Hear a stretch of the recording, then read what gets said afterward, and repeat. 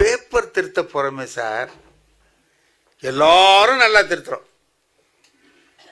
ஒருத்தன் தப்பா செய்யறான், கடமையில் தவறுகிற போது கூட அந்த நகைச்சுவை உண்டாகுது இல்லையா? நாங்க எல்லாரும் எப்படி திருத்துறோம் அப்படின்னு கேட்டீங்கன்னா, ஒரு எழுத்து பிழை இருந்தா 1/4 மார்க் 1/2 மார்க்கெல்லாம் குறைச்சி கரெக்டா SSLC பேப்பர் 12th பேப்பர்லாம் திருத்துறோம். எங்களுக்கு முந்தி ஒரு பெஞ்சில் ஒரு ஆள் உட்கார்ந்துருக்கான், அவரு திருத்துறார். அவரு என்ன செய்யறாரு அப்படின்னு கேட்டீங்கன்னா, அந்த பேப்பரை அப்படி எடுப்பாருங்க, 3 வரிகளில் விடை தருகன்னு இருக்குல்ல, அப்படி பார்ப்பார் 3 வரி இருக்கான்னு, ஒரு டிக் அடிப்பார், 1.5 மார்க் போட்டுருவார்.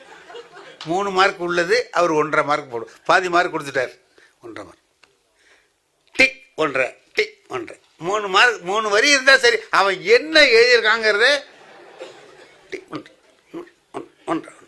எனக்கா என்னடா படிக்காம இந்த ஆள் திருத்துறான், அவன் என்ன ஆவான் அப்படின்னு நினச்சிக்கிட்டு, என்னையா பார்த்து திருத்தியா, படிக்கவே மாட்டேங்கிற, நீ பாட்டு டிக் அடிக்கிற 1.5 6 மார்க் இருந்தால் டக்கு டக்குன்னு போட்டுட்டு ஒரு 2 டிக் அடிப்பார், 3 மார்க் போட்டுருவார்.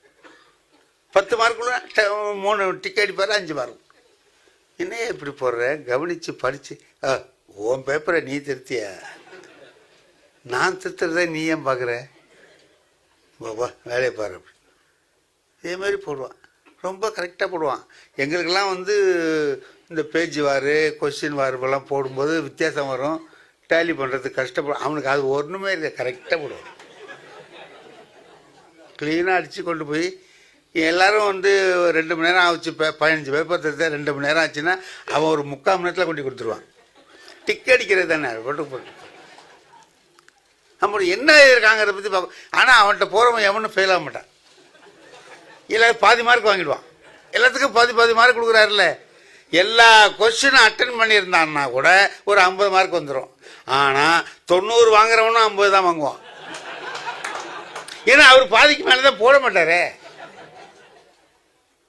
98 மார்க்குக்கு எழுதியிருப்பான் அவன் 50 தான் கொடுப்பான். இவங்கிட்ட போனால் 50 தான், அதுக்கு மேலே வர அவன் விதி இவன்கிட்ட வந்துச்சுன்னு நினச்சிக்க வேண்டியதுதான். அந்த மாதிரி திருத்திக்கிட்டு இருக்கிறார் சார். ஒரு நாள் ஒரு தப்பு வந்துருச்சு இந்த பேப்பர் திருத்துகிற மையத்தில்.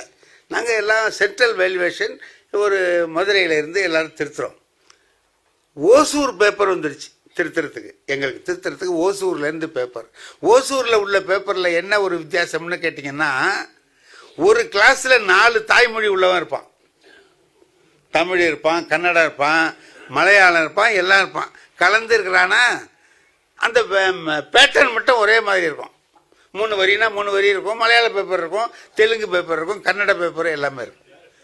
இதில் மாறி போயிடுச்சு, தமிழ் கவருக்குள்ள தெலுங்கு பேப்பர் வச்சுட்டான், தெலுங்கு பேப்பரில் தமிழ் பேப்பர் வச்சுட்டான். இதை பாருங்க, எங்க ஹாலில் வருது அந்த பேப்பர், கட்டு வருது, கரெக்டாக அந்த ஆரணிக்காரன்ட்ட போயிடுச்சு. Telugu paper, Tamil cover, Tamil cover உள்ளே இருக்கிறது தெலுங்கு பேப்பர். அப்படி கட் பண்ணிட்டு பேப்பரை எண்ணுவார், கரெக்டாக 15 பேப்பர் இருக்கான்னு எண்ணி பார்ப்பார். எல்லாம் எண்ணி பார்த்துட்டாரு. பார்த்துட்டு கிடுக்கிடுன்னு திருத்த ஆரம்பிச்சான் பாருங்க. தெலுங்கு பேப்பரை திருத்தி மார்க் போடுறான் சரிவன். டக் 1.5 டக் 1.5. நான் பார்த்தேன், தமிழ் எழுத்து மாதிரி இல்லையே, இதை திருத்துறானேன்னு விட்டு, எழுத்து என்னையா தமிழ் எழுத்து மாதிரி இல்லை திருத்துறியன்னா, இப்படிலாம் எழுதுறானுவோம், நம்ம என்ன பண்ணுறோம், ஒரு 4 1.5 போட்டோம்.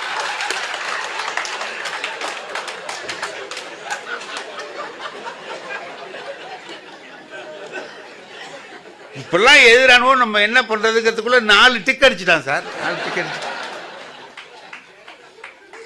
போடுறான், அவனும் திருத்துறான். நல்ல கவனியா, தமிழ் எழுத்து உனக்கு நல்லா எழுதுறவன் பேப்பராக வருது, நீ கவலை இல்லாமல் திருத்துற. எனக்கு இந்த மாதிரி தமிழ் மாதிரி எழுதியிருக்கான பத்தியாவன், எழுத்த பாரு தமிழ் மாதிரி இருக்கா, இதெல்லாம் நம்ம திருத்த வேண்டியதா இருக்கு, தலைவிதிட்டு போ. 3 பேப்பர் திருத்திட்டான் சார்.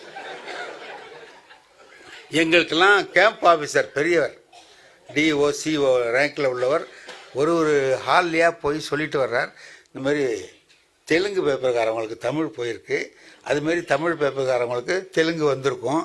மாறி வந்ததை அவங்க கொண்டாந்து கொடுத்துட்டாங்க. இங்கேருந்து இந்த பேப்பர் இன்னும் வரல, யார்கிட்ட இருக்குது தெலுங்கு பேப்பர் அப்படின்னு கேட்குறாரு. யாராவது லீவ் போட்டிருக்கவங்ககிட்ட கவருக்குள்ளே இருக்கா, எடுத்து பார்க்கணும், பாருங்க கொள்ளுங்கன்னு சொல்லி சொல்கிறார். இவன் அப்பவும் அதை பற்றி கவலைப்படல, அவன் பாட்டுக்கு டிக்கி டிக்கின்னு அடிக்கிறான். அவர் சொல்லிட்டு போனோன்னே என்கிட்ட சொல்கிறான், நான் என்னமோ சரியாக திருத்துறேன்னு சொல்கிறியே, தெலுங்கு பேப்பரை எவ்வளோ திருத்திட்டு இருக்கான் அப்படின்னு சொல்லிட்டு இவன் போடுறான். அடிச்சுட்டான் சார், அடிச்சு. இதுக்கிடையில் எங்கள் சீஃப் எக்ஸாமினர், எங்கள் 10 பேருக்கு ஒரு சீஃப் இருப்பார், அவர் சுற்றிக்கிட்டு வந்தவர் பார்த்துட்டார். யோ என்னையா இப்படி இருக்க, திருத்திக்கிட்டு இருக்கேன் நீ என்ன, இந்த மாதிரி எழுதியிருக்கானோ சார், இவன் பேப்பர்லாம் நம்ம திருத்த வேண்டியதாக இருக்குது, தலைவிதி தான் அப்படின்ட்டு ஒரு 3 டிக்கு அவருக்கு எதுக்கவே போட்டான். அந்த பாத்தியா, அவர் வந்து சொன்னார்ல, கேம்ப் ஆஃபீஸர் வந்து சொன்னாரா இல்லையா, தெலுங்கு பேப்பர் வந்திருக்குன்னு, தெலுங்கு பேப்பரை வச்சு நீ திருத்திட்டு இருக்கிற கொண்டாயா இங்கே அப்படின்னு அவரை போட்டு அவர்கிட்ட எக்ஸ்பிளேஷன் கேட்டு அது கேட்டு இது கேட்டு இவன் திருத்தின பேப்பரெல்லாம் மறுபடியும் திருத்துறான்னு சொல்லி எல்லா ஆர்டரும் போட்டாச்சு. இவன் என்ன இது என்கிட்ட வந்து கேட்குறான், அது சரி தெலுங்கு பேப்பரை ஏன் நம்மகிட்ட அனுப்புனானுவோ அப்படின்னு. அதாவது இவன் திருத்தனை பற்றி ஒன்றும் சொல்லலை, அவன் ஏன் அனுப்புனான்னு கேட்குறான். இதெல்லாம் முடிஞ்சு போச்சு சார். இந்த பேப்பரை கொண்டுட்டு போய் அப்படியே தெலுங்குக்காரங்கிட்ட கொண்டு கொடுத்த உடனே அதை வாங்கிட்டு அந்த தெலுங்குக்காரன் சொல்கிறான், கரெக்டாக திருத்திருக்காரு சார்.